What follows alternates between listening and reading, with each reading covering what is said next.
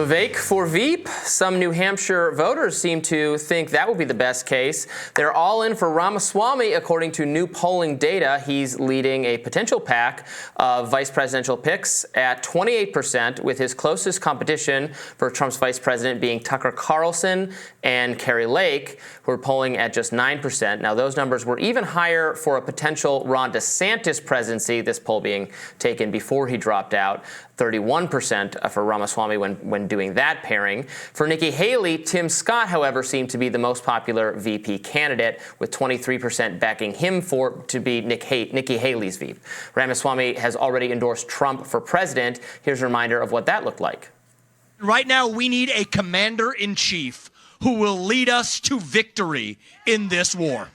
That is this man standing right here. If you want to seal the border, vote Trump. If you want to restore law and order in this country, vote Trump. If you want to defeat the deep state, vote Trump. If you want to fight inflation, vote Trump. If you want to revive national pride in this country, vote Trump.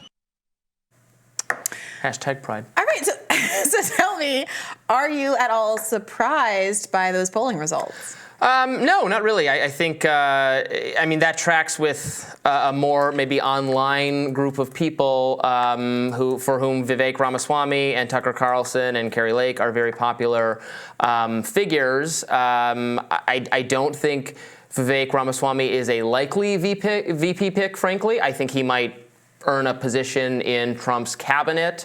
As I said yesterday, I'm at this point feeling Haley herself or Tim Scott, or maybe Kristi Noem, who was also on that list, the South Carolina governor. So, I mean, looking at this, I mean, Haley doesn't stand a chance, right? In terms of this poll, obviously. Yeah. Nowhere in the running. Vivek, Tim Scott, Ben Carson. I've heard Ben Carson's name floated, but just by people online. I'm not at the secret meetings where they're deciding these things. But I mean, and then Tucker Carlson, which is a perennial. People always bring that up. Tucker Carlson, obviously beloved by fans of Trump, by the MAGA base, most popular political commentator on the right, particularly for pro-Trump people, has said over and over again, as definitively as anyone can possibly say it, he has no interest in VP. He has no interest in running for president. He wants to be a media figure. He really doesn't want it. People just say that because they like him. Yeah. He has denied it strongly. He's right. Look, and I we're have every peaking. reason. Why would we ever leave this spot? Yeah, same.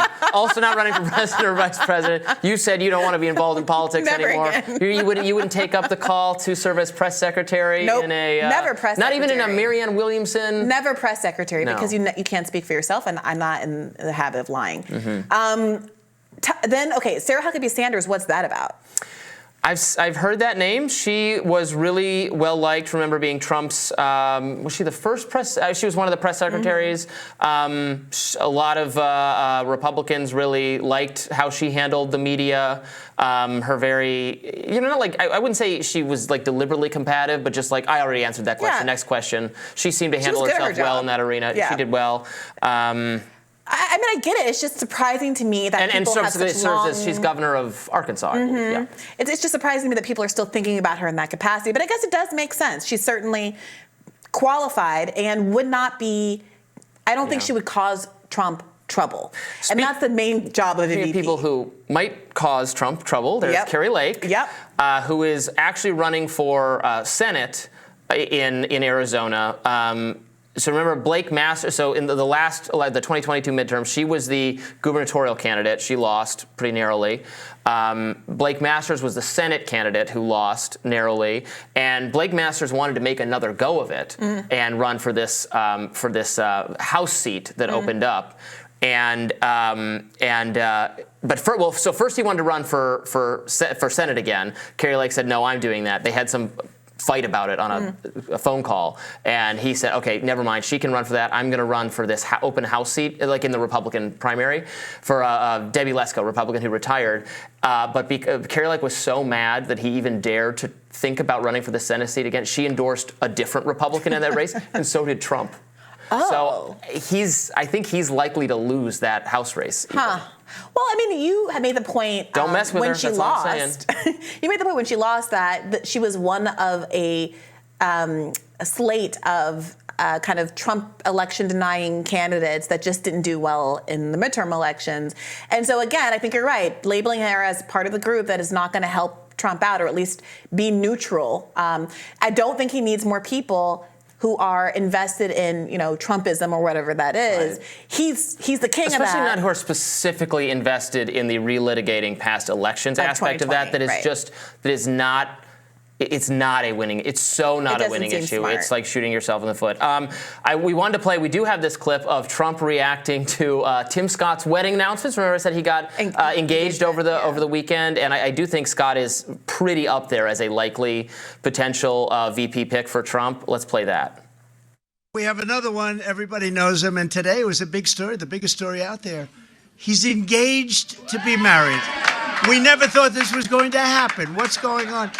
A very, very fine person, a man that we work so closely and I work so closely with. He was in the Senate. He's been there now a long time, and one of the most respected people in all of Washington, Senator Tim Scott, South Carolina.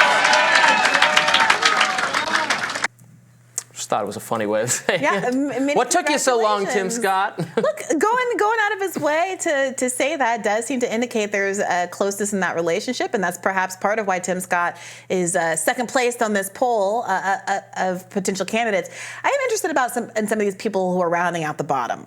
Nancy Mace is at the bottom with less than 1%. She is someone who's been floated as a kind of more moderate, not as intense on the abortion issue, able to thread that needle, frankly, in the way that Donald Trump has done, apart from obviously the reality of his appointments. She's than others. For her to even rank, honestly, though, is impressive. She's a House member. Mm-hmm. She doesn't have a huge national profile. I think she's becoming increasingly very well known to DC insider people. She does the more of the media circuit. She's very available to the press. Mm-hmm. She's putting out a lot of statements. She's becoming better and better known. But I don't think that's it's an indictment of her that she's low. It's actually to her credit that she's becoming a more nationally And I think she presents Republican. well. And I would be interested to see more conversation about her, see what she says when she's asked about whether or not she'd be willing.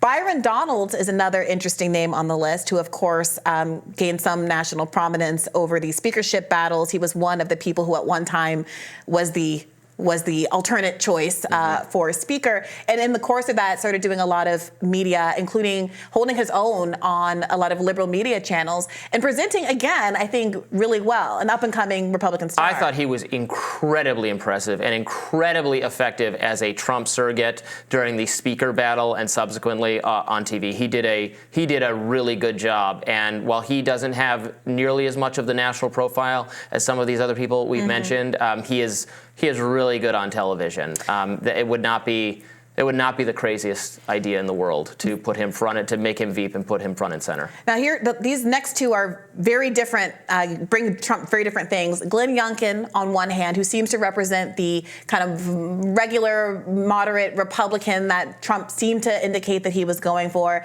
and Marjorie Taylor Greene. Again, Marjorie Taylor Greene is another Kari Lake type pick. Like, you're just picking the same exact thing. That's not adding any kind of temperamental diversity to the ticket.